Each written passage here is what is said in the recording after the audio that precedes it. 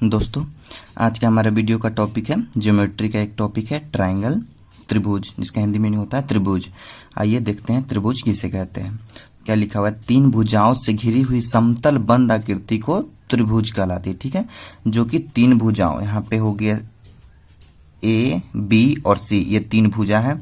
यहाँ पे B C, सी ए और सी बी तीन भुजा है। जो समतल बंद आकृति हुआ, ये समतल हुआ और बंद भी हुआ, ये आकृति को हम क्या कहते हैं, त्रिभुज कहते हैं। ठीक है, अब आगे क्या कह रहा है दूसरा, इसके तीनों कोणों का योग 180 डिग्री होता है। इसके तीनों कोणों का योग मतलब ये हुआ एंगल बी, एंगल सी और एंगल ए।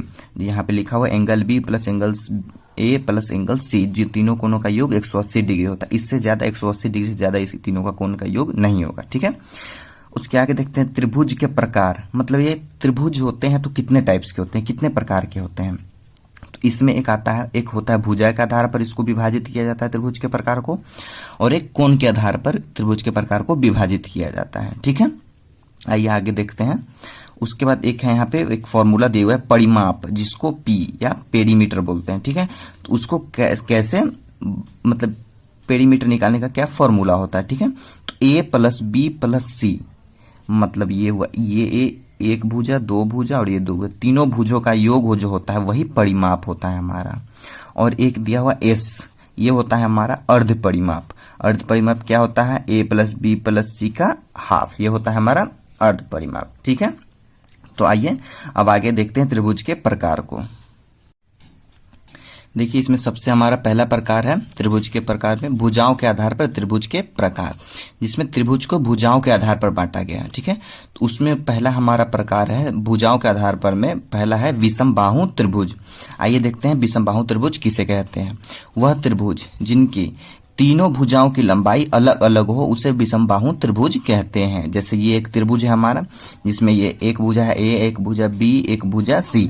तो तीनों भुजा a not equal to b not equal to c, मतलब तीनों भुजा का जो दिया हुआ रहेगा डिस्टेंस वो अलग अलग रहेगा। जैसे ये मान लीजिए 10 सेंटीमीटर दिया हुआ है तो ये 3 सेंटीमीटर रहेगा, या ये 7 सेंटीमीटर रहेगा, ऐसे ही रहेगा, जो कि अलग अलग रहेगा, तीनों में से कोई भी बराबर नहीं रहेगा। ठीक है, ये हमारा हो गया विषम बाहु त्रिभुज। आइए विषम बाहु त्रिभुज से रिलेटेड कुछ फॉर्मूला देख लेते हैं। ठीक है, जिसमें पहला फॉर्मूला हमारा क्षेत्रफल का है। क्षेत्रफल कैसे निकालेंगे विषम बाहु त्रिभुज का, तो इसका फॉर्मूला होता है 1/2 गुना आधार गुना ऊंचाई, जिसमें 1/2 करेंगे और एक आधार लेंगे और यहां से एक ऊंचाई लेंगे। ठीक है, ये वो हमारा हो गया फॉर्मूला विषम बाहु त्रिभुज का। ठीक है, और दूसरा फॉर्मूला है क्षेत्रफल का √S, s minus a, s minus b, s minus c, जहां एस होता है हमारा अर्ध परिमाप a plus b plus c by 2। ठीक है, ये इसको हम हीरोन का फॉर्मूला भी कहते हैं,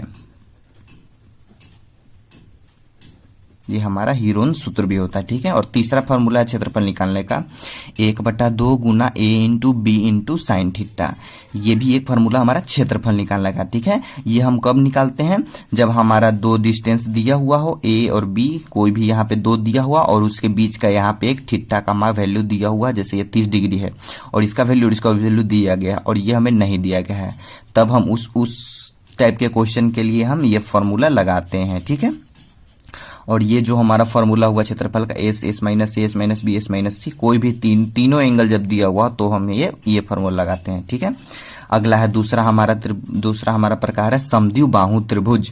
वह त्रिभुज जिसकी तीनों भुजाओं में से दो भुजाओं की लंबाई समान हो उसे समद्विबाहु बाहु त्रिभुज कहते हैं। जैसे ये हो गया हमारा त्रिभुज, तो इसमें ये वाला दोनों का भुजा का बेस ये डिस्टेंस समान रहेगा और इसका अलग रहेगा। जैसे ये 10 है तो ये भी 10 रहेगा, ये 5 रहेगा, या फिर कुछ दूसरा डिजिट रहेगा। ठीक है, तो यहाँ पे लिखा हुआ a b equal to a c equal to a, जो कि हमारा भुजा का ये डिस्टेंस दिया हुआ है। ठीक है, इसमें क्या लिखा, समान भुजाओं के सामने के कोण बराबर होते हैं। जैसे ये समान भुजा है दोनों, ये दो को समद्विबाहु है तो दो समद्विबाहु मतलब सब मतलब समान। ठीक है, और द्विबाहु मतलब दो होता है, और बाहु मतलब भुजा। ठीक है, मतलब ये दोनों समान है तो इसके सामने की भुजा दोनों बराबर होगी, दोनों कोण, ये भुजा हमारा बराबर है तो इसके सामने की कोण ये, और ये भुजा पर इसके सामने की कोण ये दोनों कोण भी हमारा बराबर होगा। जैसे ये 30 डिग्री है तो ये भी 30 डिग्री होगा।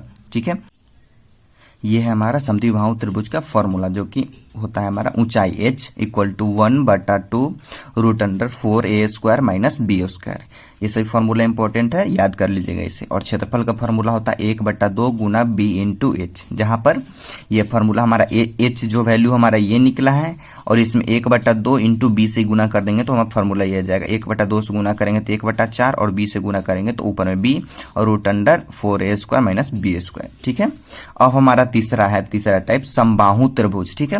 समबाहु मतलब इसके तीनों भुजा बराबर होती है। वह त्रिभुज जिसको तीनों भुजाओं की लंबाई समान हो समबाहु त्रिभुज कहलाती है। जैसे ये देखिए सी बी और ये तीनों भुजाएं यहाँ पे हमारी बराबर होगी। ठीक है।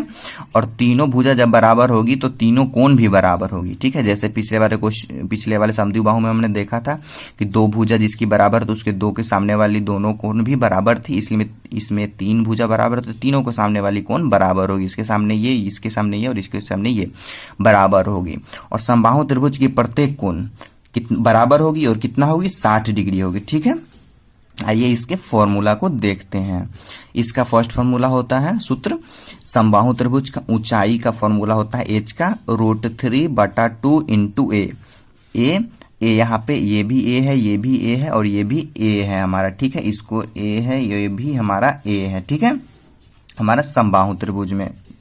और क्षेत्रफल का क्या फॉर्मूला होता है 1/2 गुना b इंटू एच। ठीक है। 1/2 ये हमारा h दिए, h यहाँ से हम लेंगे और 1/2 इंटू बी करेंगे। b हमारा कितना है, a भी इस तीनों भुजा हमारा बराबर इसलिए a होगा। ठीक है। तो √3/4 इंटू a², ये हमारा क्षेत्रफल का फॉर्मूला हो गया। ठीक है। अब आगे हम दोस्तों त्रिभुज का जो एक और प्रकार होता है जो कि कोण के आधार पर बांटा जाता है। ये अभी हम बताए हैं तीन टाइप, जो विषमबाहु त्रिभुज, समद्विबाहु त्रिभुज और समबाहु त्रिभुज। ये हमारा था भुजाओं के आधार पर डिवाइड किया हुआ।